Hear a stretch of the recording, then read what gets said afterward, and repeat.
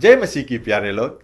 वचन जीवन कार्यक्रम में आप सभी को स्वागत करते हैं और धन्यवाद करते हैं यीशु मसीह के नाम के द्वारा जो आज हमारे साथ में आप शामिल हुए हैं।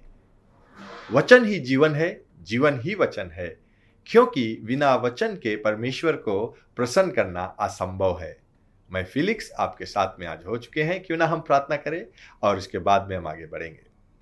दयावंत परमेश्वर, धन्यवाद देते हैं आज के इस दिन के लिए जो आपने ठहराया है, क्योंकि जो कुछ आप बनाते हो उसमें आप सभी चीज अच्छे ही भरते हो। तो आज का यह दिन हम आनंदित को मनाते हैं, खुशहाली को मनाते हैं, क्योंकि आपने इस दिन को आशीष से भर दिया और हमारे कदमों में या कदम में परमेश्वर आप अपने आशीष को दिया है, ताकि उस आशीष के द्वारा हम अपने जीवन को व्यतीत करें। आपने हमें छुड़ाया है, आपने हमें बंधनों से मुक्त किया है, छुड़ाकर अपने राज में ले लिया है। और यीशु, हम धन्यवाद देते हैं कि आप हमें हर एक समय सिखलाता है कि अपने जीवन में कैसे आगे बढ़ सके, जो जीवन आपने हमें दिया है। यीशु के नाम से आमीन, आमीन। तो आज हम वचनों में जाएंगे, और जाने से पहले मैं आप लोगों को एक कहानी बताना चाहता हूँ। और ये कहानी है एक किसान के विषय में, और एक व्यक्ति जो आता है इस किसान के पास और उससे एक घोड़ा के बारे में। तो ये किसान जो है, उसके पास एक घोड़ा रहता है जिसे छोटा से वो पालता है, और पालने के बाद में उसे सिखलाता है। वो नहीं चाहता है कि इस घोड़े को किसी तरह के लगाम लगाए या उसे मारे चलने के लिए, लेकिन उसने सिखाया दो चीज को। पहला ये कि उसे बोले प्रेज द लॉर्ड। तो जब वो प्रेज द लॉर्ड बोलता है ये किसान, तो वो घोड़ा चलने लगता है। फिर से जब बोलता है प्रेज द लॉर्ड, तो वो और जोर चलने लगता है। फिर से जब वो बोलता है प्रेज द लॉर्ड, तो वो और जोर या वो दौड़ने लगता है वो घोड़ा। और उसके रोकने के लिए वो कहता है आमीन। तो जैसे आमीन कहता है, वो घोड़ा कितना भी जोर दौड़ता है वो रुक जाता है। तो इस किसान का जो घोड़ा था उसे बहुत प्रेम था उस घोड़े से। लेकिन एक दिन एक व्यक्ति आया और देखा उस घोड़ा, बड़ा सुंदर लगा घोड़ा, और कहता है कि क्यों ना इस घोड़े को मुझे बेच दीजिए। तो किसान कहता है नहीं नहीं, ये मैं नहीं बेचूंगा। लेकिन उसने उससे इस तरह से बातें किया कि वो किसान कहता है अच्छा, मैं तुझे बेच दूंगा, लेकिन इस घोड़ा के खूबियां है, तुम चाहे कितना मारोगे कुछ भी करोगे वो चलेगा नहीं। उसे चलने के लिए आपको कहना है प्रेज द लॉर्ड। तो वो, और उसे रुकने के लिए आपको कहना है आमीन। तो ये व्यक्ति पैसा भरकर उस पर बैठ गया, और जाने से पहले उसने ट्रेन को किया, देखता है कि क्या होता है। तो वो कहता है कि प्रेज द लॉर्ड। तो जो घोड़ा था वो चलने लगा।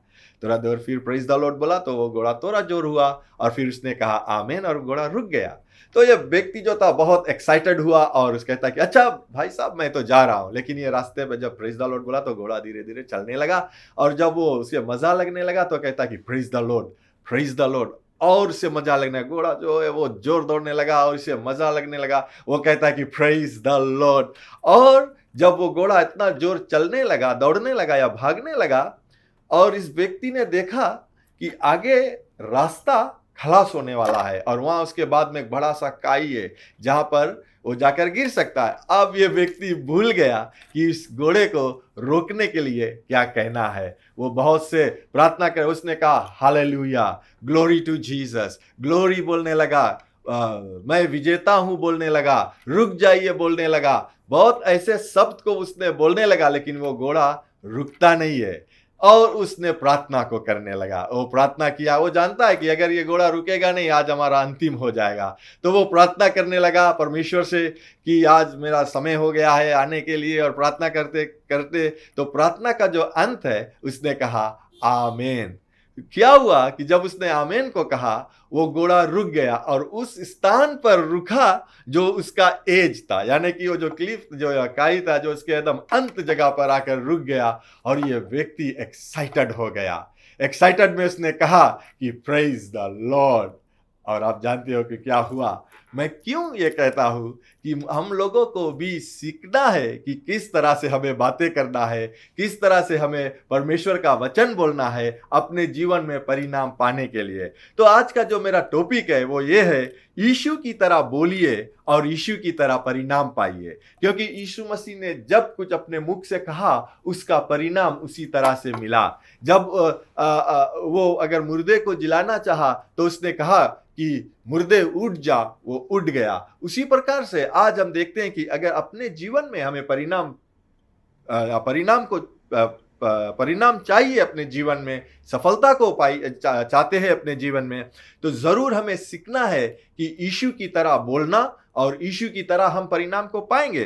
तो आज अगर हम देखें कि यीशु के साथ में भी उसने भी कहा, और मैथ्यू में अगर हम देखें, मैथ्यू 4:3 से लेकर 11 तक अगर हम देखेंगे, लेकिन हम धीरे धीरे चलेंगे, यहां पर हम देखते हैं कि यीशु मसीह को शैतान आकर परखने लगा। और हम पढ़ेंगे यहां पर, कहता है कि तब परखने वाले ने पास आकर उससे कहा, यदि तुम परमेश्वर का पुत्र हो तो कह दो कि ये पत्थर रोटियां बन जाए। यहां पर हम देखते हैं कि यीशु मसीह जो थे वो 40 दिन और 40 रात उपवास को किया, ना भोजन ना पानी, बिकॉज वो एकांत जगह पर था, वहां पर कुछ मिल नहीं रहा था। और जब 40 दिन और 40 रात के बाद में यीशु को जब भूख आया, याद रखना वो फास्टिंग कर रहे थे, अब वो भूख आया, शैतान आकर उसे परखने लगा और वो कहता है, यदि तुम सुनना है, यदि तुम परमेश्वर का पुत्र हो।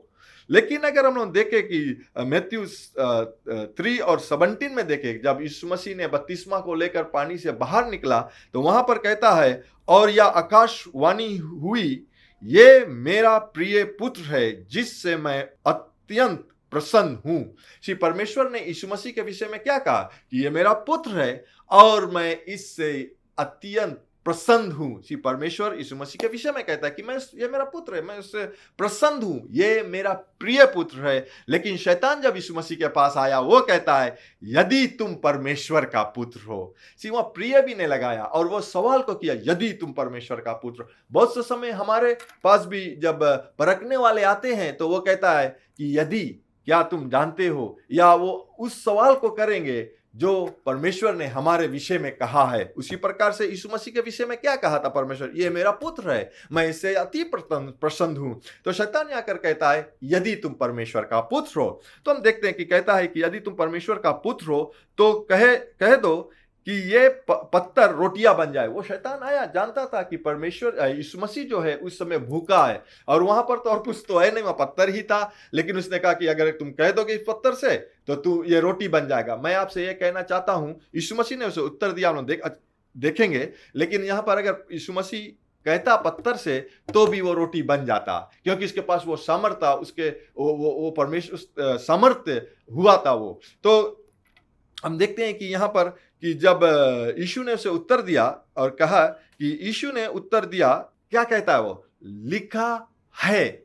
यहां पर यीशु ने अपने मन के बातों को नहीं कहा, वो कहता है जो परमेश्वर ने कहा, और वो कहता है कि लिखा है, मनुष्य केवल रोटी ही से नहीं परंतु हर एक वचन से जो परमेश्वर के मुख से निकलता है उससे जीवित रहेगा। आज हम देखते हैं यीशु मसीह कहता है कि लिखा है। समस्या हमारे जीवन में आता है, क्या हम कह सकते हैं यीशु मसीह से, जैसे यीशु मसीह ने कहा कि लिखा है मेरे विषय में, ये लिखा है कि मैं चंगा हूं, लिखा है कि मैं सफलता को पाऊंगा। यीशु वहां पर उस पत्थर से कह सकता था, वो पत्थर रोटी बन जाता। लेकिन यीशु मसीह ने उस परीक्षा लेने वाले के सामने झुका नहीं, उसने कहा कि मनुष्य केवल रोटी से नहीं। याद रखना, हम सिर्फ रोटी या भोजन से जीवित नहीं रहेंगे, लेकिन हमारा जो जीवन जीने का है वो परमेश्वर के वचन से रहेगा। हम देखते हैं कि वो एकांत जगह पर था।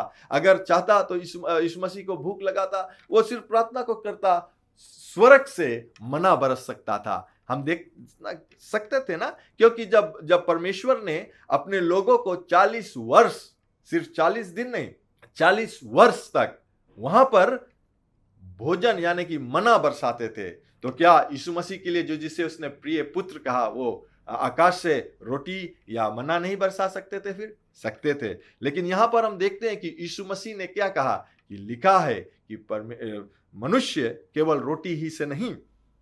क्यों वो कह सकता, कैसे वो कह सकता था कि लिखा है? क्योंकि वो परमेश्वर के वचन को पढ़ा, वो जाना। क्योंकि परमेश्वर ने शुरुआत में अपने लोगों से यह कहा था कि मनुष्य रोटी से नहीं, लेकिन परमेश्वर का वचन जो उससे मुख से निकलता है उससे जीवित रहेंगे।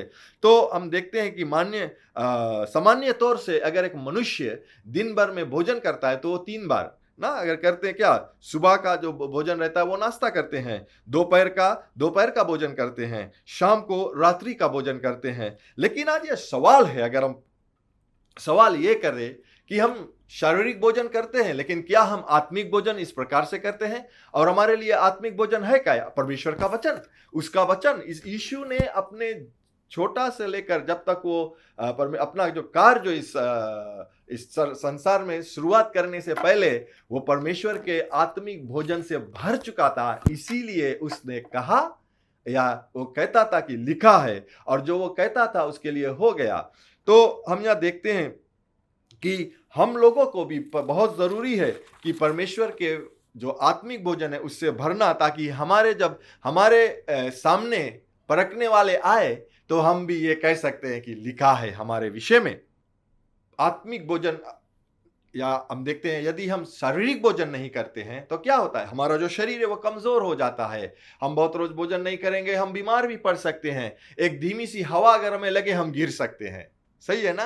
क्यों? क्योंकि शारीरिक भोजन हम नहीं करते। उसी प्रकार से जब हम आत्मिक भोजन नहीं करते हैं तो क्या होता है कि जब परखने वाला आता है तो हम भी कमजोर हो जाते हैं। हम ये नहीं जानते कि हमें क्या कहना है या क्या करना है, तो हम भी एक हवा के झोंके की तरह लगेंगे, हम गिर जाएंगे।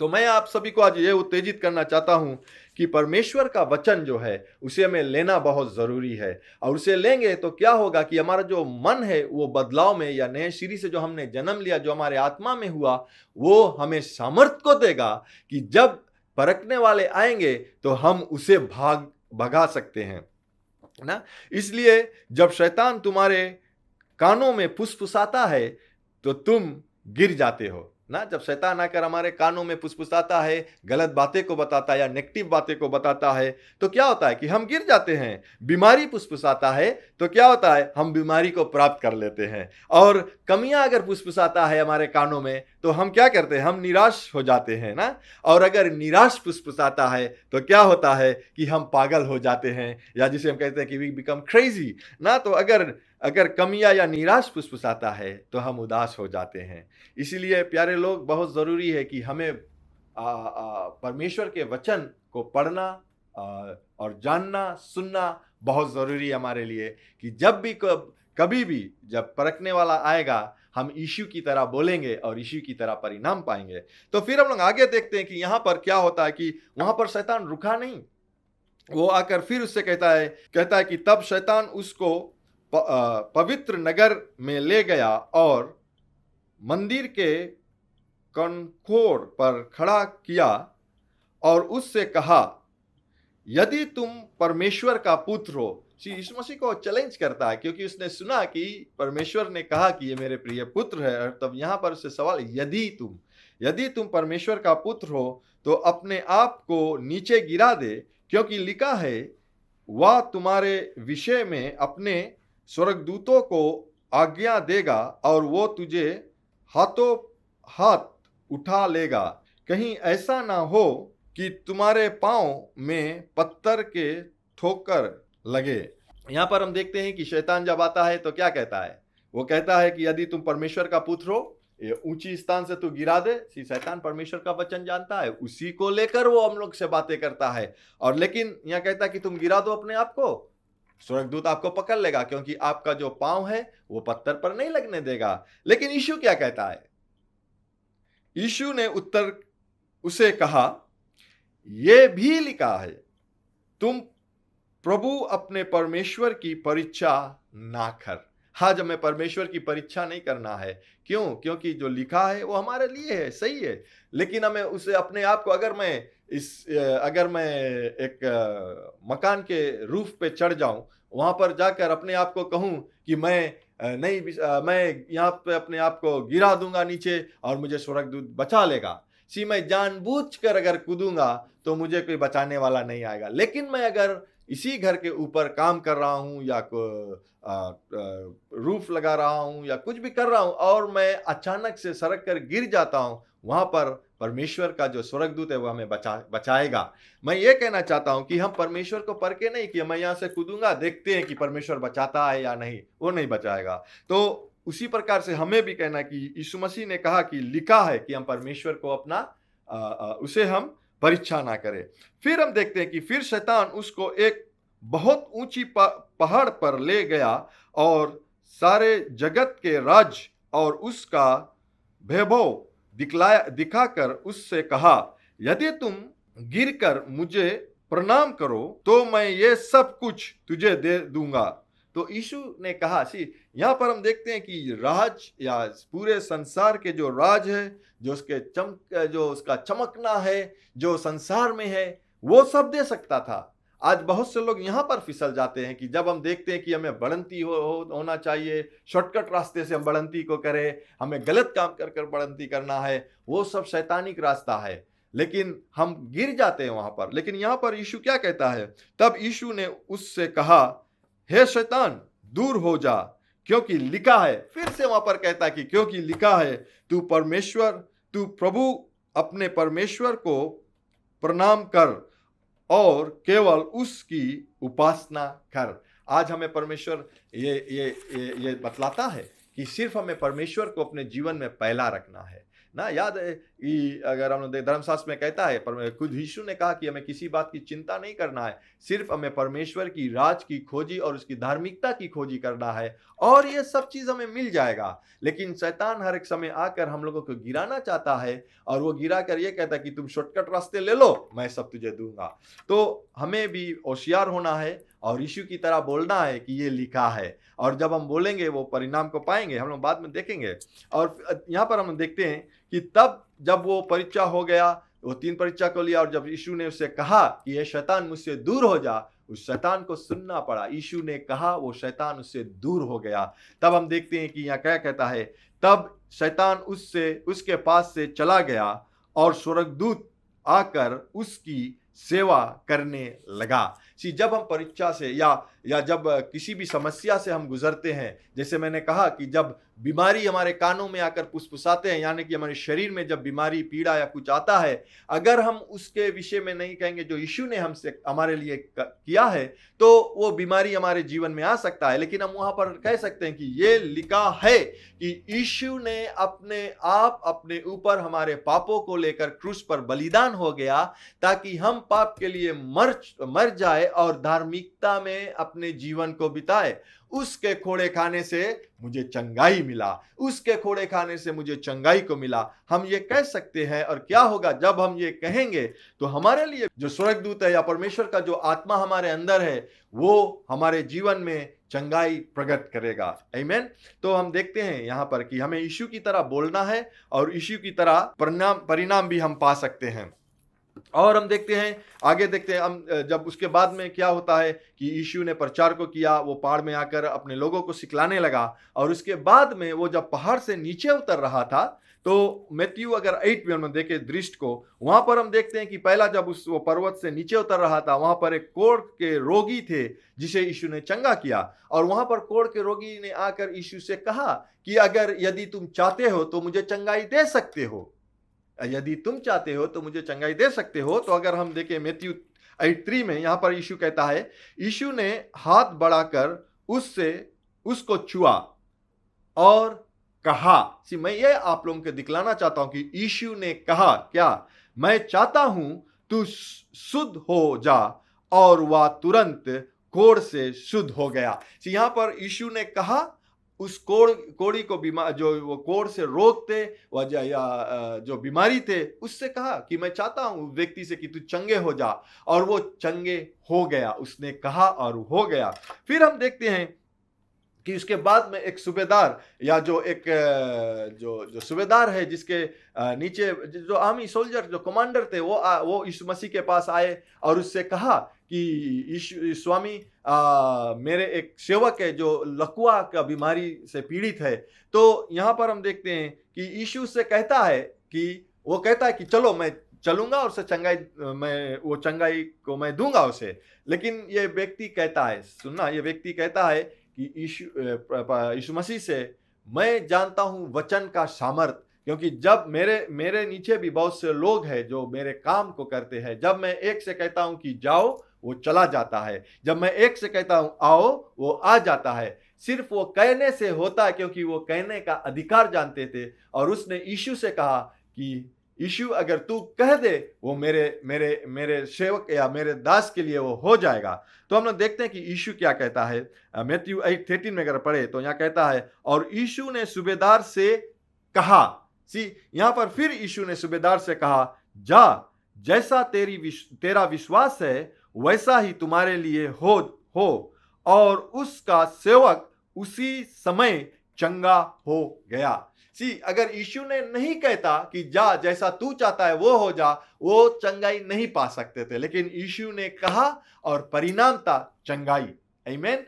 फिर हम लोग देखते हैं यीशु ने तूफान से बातें करने लगा ना। हम लोग अगर हम लोग मार्क में देखें तो यीशु ने पेड़ से भी बातें किया था। वहां पर जो पेड़ था, जो अंजीर का पेड़ था, जो अंजीर का फल होना था उसमें नहीं था। यीशु ने कहा था उस पेड़ से कि आज के बाद में तुझसे कोई भी फल नहीं खाएगा। क्या हुआ? वो पेड़ जुड़ा गया। यीशु ने कहा, उसके लिए हो गया। यहाँ पर भी हम देखते हैं कि जब यीशु आया और अपने चेलों के साथ में वो एक स्थान से दूसरे स्थान को जाने को था, और वो समुंदर था, वो समुंदर के रास्ते से जा रहा था और वो नाव में था। और यहाँ हम देखते हैं धर्मशास्त्र कहता है कि नाव में जो है, जो यीशु मसीह है, वो जाकर निचले भाग में जाकर सूत गया। और उस समय वहां पर तूफान आया और चेला जो लोग थे उसके साथ में, जो 12 चेले थे, वो डर गए। वो पानी निकालने लगे क्योंकि पानी भी बोट में आने लगे थे, और वो डर गए। और वो यीशु से आकर कहता है कि यीशु या स्वामी, तुम चिंता नहीं करते हो कि हम लोग डूबने वाले हैं, मरने वाले हैं? लेकिन यहाँ पर यीशु फिर से कुछ कहता है। हम चलो देखते हैं मैथ्यू 8:26 में। उसने उसे कहा, हे अल्प विश्वासियों, क्यों डरते हो? तब उसने उठकर आंधी और पानी को डांटा, यानी कि उसने कहा, डांटा, और सब शांत हो गया। उसने हवा को थमाया, उसने तूफान को थमाया। कैसे? बोलकर। आमीन। फिर हम लोग देखते हैं यहाँ पर एक विषय और हम लोग देखते हैं, और वो विषय है कि जब एक व्यक्ति था जो सब समय वो कब्र में रहते थे, जहां पर दफनाया जाता है लोगों को, उस स्थान पर रहते थे। और उस धर्मशास्त्र कहता है कि उसके जो शैतान का जो सामर्थ उस पर था, और वो हर एक समय चिल्लाता था, रोता था। और यीशु को जब देखा तो यीशु के पास आया और उसके मुख से कहता है कि मेरा अब अभी समय नहीं हुआ, क्यों निकालते हो? तो वहां पर यीशु से वो जो आत्मा थे, उन लोगों ने यीशु से कहा कि वहां पर जो सुअर के जो भीड़ थे उसमें मुझे भेज दो तो वो जाएगा। तो हम देखते हैं कि उसने उससे कहा, किससे कहा? वो आत्माओं से कहा, जाओ, और वह निकलकर सुअरों में घुस गया। आमीन। हम लोग देखते हैं कि वो जो आत्मा थे सुअरों में घुस गया, और हम फिर उसके बाद में देखते हैं कि वो जाकर वहां पर झील था, वहां पर जाकर गिरकर सब सुअर मर गए। लेकिन हम ये यहाँ सीखते हैं कि यीशु ने कहा और उसके लिए हो गया। तो हम ये सीखे कि जब हम यीशु की तरह बोलेंगे तो हम यीशु की तरह परिणाम पाएंगे, और जितना बात यीशु ने कहा वो सब हो गया। आमीन।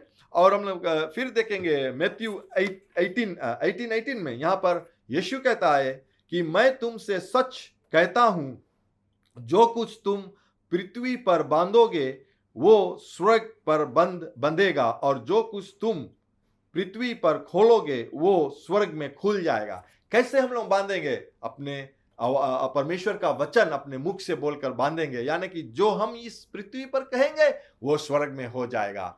आज स्वर्ग इंतजार करता है, या हम ये कह सकते हैं कि जो आत्मिक स्थान है वो हमें इंतजार करता है कि हम क्या बोलते हैं।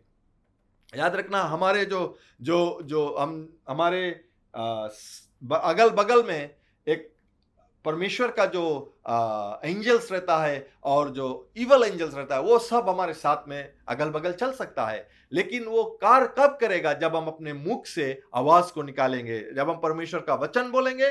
वो क्या होगा कि जो अच्छे एंजल्स है वो हमारे लिए कार्य को करेगा। अगर हम गलत बोलेंगे तो हम सामर्थ दे देते हैं, जो बुरे स्वर्ग एंजल्स है वो हमारे लिए कार्य करने लगेंगे, हमारे विरोध में आकर कार्य कर लेंगे। कैसे हम उसे मौका देते हैं? अपने शब्द के द्वारा। आमीन।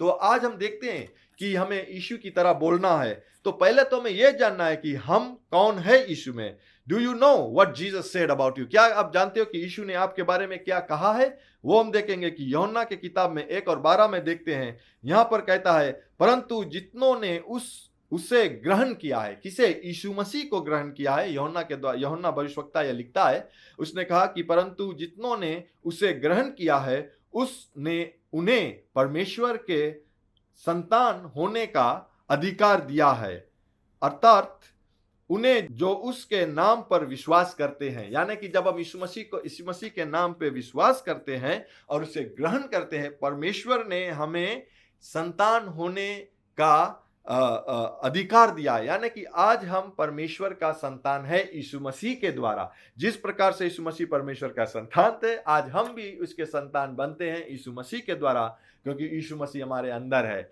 और मैं अंत में ये पढ़ूंगा, मैं ये समाप्त करूंगा और मैं ये पढ़ूंगा और आपको दिखलाना चाहता हूं कि यीशु मसीह ने क्या कहा हमसे और हम क्या कर सकते हैं। यूहन्ना की किताब 14 और 12 में हम देखते हैं, यहां पर कहता है कि मैं तुमसे सच सच कहता हूं कि जो मुझ पर विश्वास रखता है, यह काम जो मैं करता हूं वह भी करेगा, वरन इससे भी बढ़कर काम करेगा, क्योंकि मैं पिता के पास जाता हूं। यहां यीशु कहता है कि जो कार्य यीशु ने कहा उससे बढ़कर मैं करूंगा, और मैं अपने आप से नहीं करूंगा, क्योंकि यीशु मेरे अंदर है, या पवित्र आत्मा का जो सामर्थ मुझ में है उसके द्वारा, ये उसके वचन में जब बोलूंगा वो मेरे लिए हो जाएगा। तो मैं आप सभी को उत्तेजित करना चाहता हूं, यीशु ने वचन को बोला क्योंकि उसने वचन को सीखा। वो अपने छोटे से लेकर 30 वर्ष तक उसने परमेश्वर के किसी कार्य को नहीं किया, लेकिन वो आप क्या कर रहे थे? वो परमेश्वर के वचन में अध्ययन कर रहे थे। वो जान रहे थे कि हर एक समय परमेश्वर ने हर एक समस्या या हर एक समय के लिए क्या कहा है। इसी प्रकार से जब परखने वाले से आए, उसने कहा ये लिखा है। आज भी प्यारे लोग, हमें ये कहना है कि ये लिखा है, कमियां हमारे नहीं है। क्योंकि अगर कमियां हमारे कानों में फुसफुसाएगा कि तुम कुछ नहीं कर पाओगे, बढ़ नहीं पाओगे, तुम्हारे माता पिता या तुम्हारे पर जो माता पिता थे वो गरीब थे तो तुम भी गरीब ही रहोगे, तो तुम ये कह सकते हो कि ये लिखा है, ये यीशु मसीह का अनुग्रह है कि जो धनवान थे वो हमारे लिए गरीब बना, ताकि उसकी गरीबता से मैं धनवान बन सकूं। ये भी सवाल कर सकते हो, क्या मुझे एक बार बोलने? नहीं, आप सब समय ये बोल सकते हो, क्योंकि बोलने में वो सामर्थ है, और जो आप बोलोगे वो आपके लिए हो जाएगा। तो अंत में मैं ये कहूंगा कि आप यीशु की तरह बोलिए और यीशु की तरह परिणाम पाइए। और अगर आप परमेश्वर का पुत्र बनना है, यीशु मसीह को ग्रहण करना है, तो यीशु पर विश्वास कर और उसे ग्रहण कर ले। मैं ये समय आपको दूंगा कि यदि आप आज पहली बार सुना हो या पहले भी सुना होगा और आप परमेश्वर को या यीशु मसीह को अपने जीवन में ग्रहण करना चाहते हो, तो मेरे साथ में यह प्रार्थना को कीजिए और यीशु आपके दिल या आपके अंदर आ सकता है। तो मेरे साथ में प्रार्थना कीजिए और कीजिए कि स्वर्ग पिता, मैं विश्वास करता हूं यीशु प्रभु है, जो क्रूस पर अपना प्राण दे दिया और आपने उन्हें तीसरे दिन बाद फिर से जिलाया है, मुझे पाप से क्षमा करने के लिए। यीशु, मैं तुम्हें अपना जीवन का प्रभु बनाता हूं। इस दिन से मैं तुम्हारा सेवा करूंगा और तुम्हारे मार्ग में चलूंगा। मुझे पवित्र आत्मा से भर दे, जो मेरे जीवन के हर दिन तुम्हारे मार्ग में चलाएगा। यीशु के नाम से मैं प्रार्थना करता हूं, आमीन, आमीन। अगर आपने इस प्रार्थना को किया है तो जरूर आप हमें लिख सकते हो, बतला सकते हो, ताकि हम आपको मदद कर सके इस विश्वास या परमेश्वर का जो वचन का जो जीवन है उसमें आगे बढ़ने के लिए। और मैं इस समय आप सभी के लिए प्रार्थना करना चाहता हूं, क्यों ना अपने हाथ को स्क्रीन की ओर बढ़ा ले और हम कनेक्ट करेंगे। जिस प्रकार से उस सूबेदार ने कहा कि सिर्फ कह दे और मेरे जो सेवक है या मेरे जो कर्मचारी है वो चंगे हो जाएंगे। आज हम विश्वास करें कि परमेश्वर का जो अभिषेकता है इस वक्त आपके ऊपर आता है।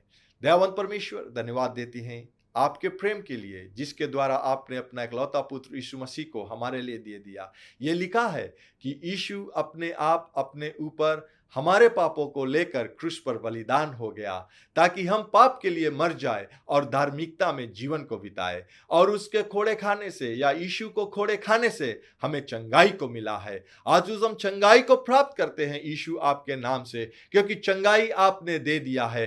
पीड़ा मैं तुझे हुक्म देता हूं कि हर एक शरीर से, पीड़ा की आत्मा हर एक शरीर से निकल कर चला जाए और लौट कर फिर तू ना आए। हर एक बीमारी, हर एक कमियां, हर एक जो जीवन में समस्या है, सब निकल कर चला जाए यीशु के नाम से। यीशु, आपने हमें चंगाई को दिया है, आपने हमें सफलता को दिया है, क्योंकि आप जब हमारे जीवन में आते हैं सफलता में ही हम गुजरते हैं। आपके वचन में जब हम दिन और रात ध्यान लगाते हैं सफलता हमें मिलता है। तो आपका सफलता हर एक लोगों पर, आपकी आशीष हर एक सुनने वालों पर। यीशु, हम धन्यवाद देते हैं क्योंकि आप हमें कभी नहीं छोड़ता, कभी नहीं नकारता है और हर एक समय हमें बढ़ंती ही देता है। आपके पवित्र नाम से आमीन, आमीन। एक बार फिर आप सभी को हम धन्यवाद देते हैं। ये समय जो आपने बिताया ये व्यर्थ नहीं जाएगा और आप जरूर कुछ सीखे होंगे और आज से आप अपने जीवन को बदली कर दीजिए। अपने शब्द के द्वारा आप बदली कर सकते हो। परमेश्वर का वचन लीजिए और वो बोलिए और आप यीशु मसीह की तरह परिणाम भी पाओगे। अगले मिलने तक ये याद रखना, यीशु मसीह ही प्रभु है। Bye bye. To know more about the ministry and how to get connected with us, like us on Facebook, Jesus Christ is Lord Ministries, and follow us on Instagram, JCLM-Fiji. Subscribe to our YouTube channel, JCLM-Fiji, and be inspired through our website, www.jclm.org.